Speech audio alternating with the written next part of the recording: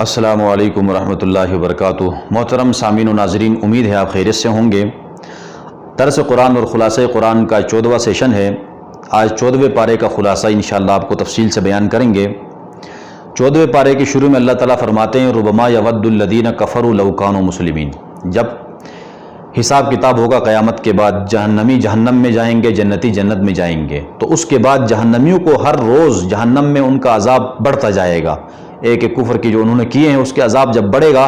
تو وہ بڑے پشیمان ہوں گے، اور ساتھ میں دیکھیں گے کہ جب مسلمان جو ان کے ساتھ گناہگار مسلمان جہنم میں گئے تھے سزا کاٹ کر، وہ بھی اپنی سزاؤں گناہ کی سزا کاٹ کے آہستہ آہستہ جنت میں جا رہے ہوں گے اپنے نمبر سے۔ ان کا بھی نمبر لگا ہوگا کہ ایک جا رہے، دوسرا جا رہے، تیسرا جا رہے، جنت میں جا رہے، کیونکہ جنہوں نے کلمہ پڑھا ہے صدق دل سے، ایک نہ ایک دن انہوں نے جنت میں جانا ہے اگر سزا کاٹ کر، ورنہ اللہ تعالیٰ اگر اپنے فضل سے معافی کر دے، بغیر حساب کے جنت میں بھیج دے تو اللہ سے کون پوچھ سکتا ہے۔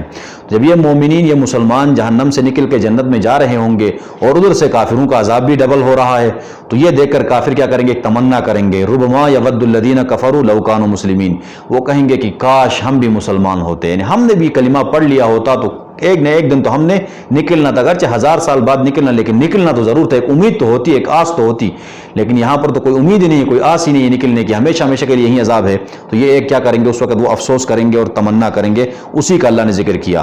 انا نحن نزلنا الذکر وانا لہ لحافظون، میں قرآن کی حفاظت کی اللہ نے ذمہ داری لی ہے، اس کا ذکر کہ اللہ ہی نے اس کو اتارا ہے، اللہ ہی اس کی حفاظت کریں گے۔ الفاظ ہو، معنی ہو، اللہ نے اس کی حفاظت کی۔ الفاظ اللہ نے ایسے محفوظ کیے کہ آج لاکھوں کروڑوں حافظ ہیں دنیا کے اندر، سینوں میں الفاظ کو یا محفوظ کیا ہوا ہے قرآن کے، اور معانی کو مفسرین نے اور اس کو محفوظ کیا ہوا ہے۔ تو اللہ تعالیٰ نے اس کا پورا انتظام کیا ہے قرآن کو محفوظ رکھنے کا، کیونکہ اس سے پہلے جتنی کتابیں تھیں اس کی حفاظت کی ذمہ داری اللہ نے نہیں لی تھی، اس لیے اس کے اندر رد و بدل ہو گیا، تبدیل ہو گئی، وہ تحریف کی شکار ہو گئی۔ اصلی شکل میں آج کوئی بھی کتاب آپ کو نہیں ملی، نہ تورات، نہ انجیل، نہ زبور، کوئی نہیں ملے گی، لیکن قرآن 1450 سال بعد بھی اسی طرح ہے اور قیامت تک بھی اسی طرح رہے گا۔ اور آگے اللہ تعالیٰ نے وَلَقَدْ خَلَقْنَا الْإِنسَانَ مِنْ صَلْصَالٍ مِنْ حَمَإٍ مَسْنُونٍ میں آدم علیہ السلام کی پیدائش کا واقعہ کہ اللہ نے اپنے ہاتھ سے آدم کو بنایا کھنکھناتی ہوئی مٹی سے، اور یہ سارا پھر سجدے کا حکم، وہ تفصیل اکثر جگہ میں بتایا گیا ہے کہ شیطان نے سجدے سے انکار کیا اور مردود ہو گیا۔ پھر جہنمیوں اور جنتیوں کا تذکرہ، اور اس کے بعد آگے وَلَقَدْ كَذَّبَ أَصْحَابُ الْحِجْرِ الْمُرْسَلِينَ کے اندر قوم سمود کا تذکرہ اللہ فرما رہے ہیں کہ قوم سمود کی طرف اللہ تعالیٰ نے صالح علیہ السلام کو بھیجا، انہوں نے فرمائشی معجزات مانگے، فرمائشی معجزات پورے ہونے کے باوجود بھی وہ اسلام وقت کے نبی کی بات انہوں نے نہیں مانی، تو کلمہ نہیں پڑھا، تو اللہ تعالیٰ نے ایک چیخ کے ذریعے سے پوری قوم کو ہلاک کیا، سوائے ایمان والوں کے اور نبی کے۔ یہ صالح علیہ السلام اور ایمان والے بچ گئے، باقی سارے کے سارے ہلاک ہو گئے۔ وَلَقَدْ آتَيْنَاكَ سبعا من المثانی والقرآن العظیم، اللہ تعالیٰ فرما رہے ہیں، نبی علیہ السلام کو کہہ رہے ہیں کہ پیغمبر ہم نے آپ کو 7 مثانی دیا، یعنی کہ سورہ فاتحہ کی بات ہو رہی ہے کہ ہم نے آپ کو سورہ فاتحہ جیسی ایک انمول تحفہ دیا۔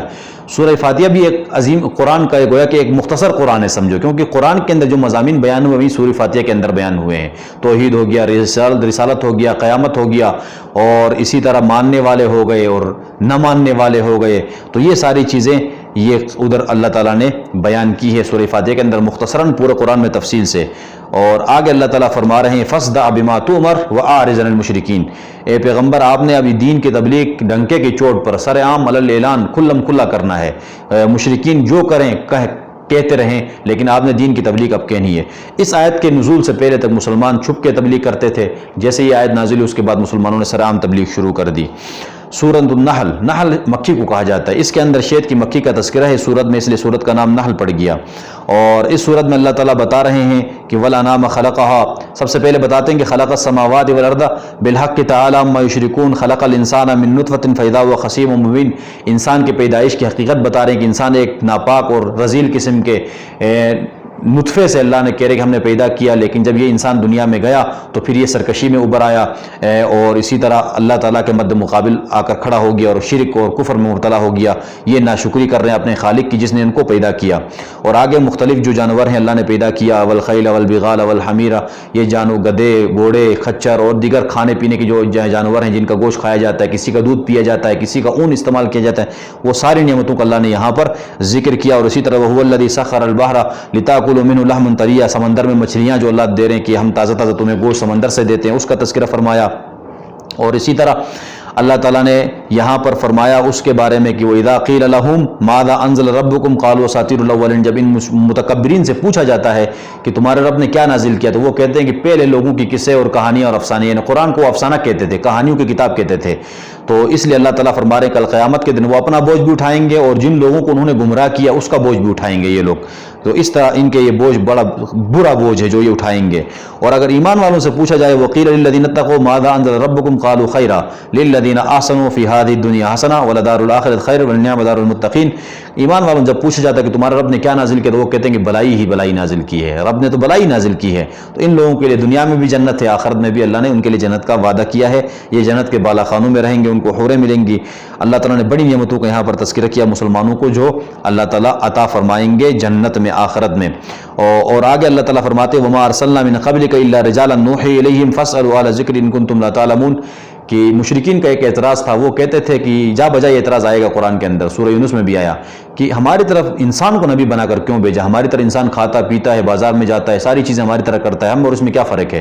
ہماری طرف تو فرشتے نبی آنے چاہیے۔ تو اللہ نے بتا دیا کہ تمہاری طرف فرشتے بھیجتے تو تم اس کی تقلید کیسے کرتے، تم پوچھو تو صحیح تورات والوں سے، انجیل والوں سے، زبور والوں سے، کیا اس سے پہلے ہم نے لوگوں کی طرف انسان بھیجے تھے یا فرشتے بھیجے تھے نبی بنا کر؟ تو اس سے پہلے بھی ہم نے انسان ہی کو نبی بنا کر بھیجا تھا، چونکہ انسان جب نبی ہوگا تو ان کے احکامات پر عمل کرنا وہ خود عمل کر کے بتائے گا، تو لہٰذا تمہارے لیے عمل کرنا آسان ہو جائے گا۔ اور آگے اللہ تعالیٰ بتا رہے ہیں وَإِذَا بُشِّرَ أَحَدٌ بِالْأُنثَىٰ ظَلَّ وَجْهُهُ مُسْوَدًّا وَكَظِيمًا کہ یہ مشرکین ایسے ہیں جب بیٹے پیدا ہوتے تو خوش ہوتے ہیں، بیٹیاں پیدا ہوتی ہے تو ان کے ماتھے میں بل آ جاتے ہیں، لوگوں سے منہ چھپاتے پھرتے ہیں شرم کے مارے کہ ہمارے گھر بچی پیدا ہو گئی ہے۔ حالانکہ یہی لوگ ہیں جو اللہ تعالیٰ کو کہتے ہیں کہ اللہ کی فرشتے اللہ کی بیٹیاں ہیں، خود بیٹیاں ناپسند کرتے ہیں لیکن اللہ کے لیے بیٹیاں یہ لوگ کیا کر رہے ہیں، تجویز کر رہے ہیں۔ تو یہ کتنا ناانصافی والا فیصلہ ہے۔ اور آگے اللہ فرماتے ہیں دودھ کا تذکرہ فرما رہے ہیں کہ اللہ کی قدرت تو دیکھو، گائے گھاس کھاتی ہے، بھینس گھاس کھاتی ہے، اسی گھاس سے اللہ تعالیٰ اندر خون بھی پیدا کر رہے، گوبر بھی پیدا کر رہے، دودھ بھی، ادھر سے گوبر ہے ادھر سے خون ہے، ان دونوں کے درمیان سے اللہ تعالیٰ کیا نکال رہے، صاف شفاف دودھ نکال رہے۔ اللہ کی قدرت کا کامل نمونہ ہے، عقل والوں کے لیے اس میں نشانیاں ہیں۔ اور اسی طرح وَأَوْحَىٰ رَبُّكَ إِلَى النَّحْلِ کے اندر اللہ تعالیٰ شہد کی مکھی کا تذکرہ فرما رہے ہیں کہ کس طرح وہ چھتے بناتی ہے اور کس طرح وہ شہد جمع کرتی ہے اونچی اونچی جگہوں سے جا کر، پاک صاف شفاف شہد، یہ اس کے اندر شفا ہے اور یہ ساری نشانیاں بھی اس کے اندر یہ اللہ تعالیٰ بتا رہے ہیں۔ وَلِلَّهِ غَيْبُ السَّمَاوَاتِ وَالْأَرْضِ کے اندر اللہ بتا رہے ہیں غیب کا سارا نظام اللہ کے ہاتھ میں، غیب کا علم اللہ کے پاس، اللہ کے سوا کوئی غیب کا دعویٰ نہیں کر سکتا ہے۔ اور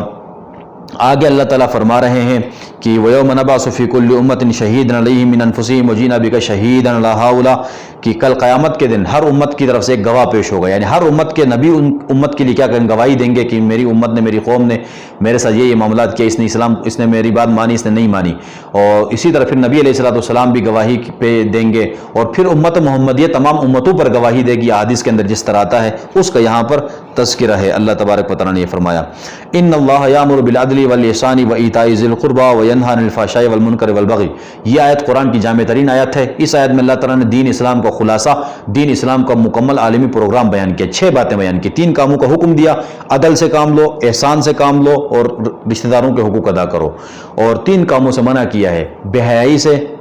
اور اسی طرح منکر برائی سے، اور زیادتی اور ظلم سے۔ یہ پورا اسلام کا خلاصہ ہے۔ اگر کوئی آپ سے پوچھتا ہے کہ مختصر الفاظ میں اسلام کا خلاصہ بتاؤ تو آپ یہ آیت پڑھ سکتے ہیں اس کے سامنے۔ اور یہ اللہ تبارک و تعالیٰ نے یہاں پر یہ ساری تفصیل بیان کر دی۔ اور سورت کے آخر میں اللہ تعالیٰ نے ابراہیم علیہ السلام کا واقعہ ذکر کیا، ان ابراہیم کان امۃ قانتا للہ حنیفا ولم یکن من المشرکین کہ ابراہیم علیہ السلام کو اللہ تعالیٰ نے جو مقام عطا کیا آزمائشوں کے بعد، امتحانات کے بعد،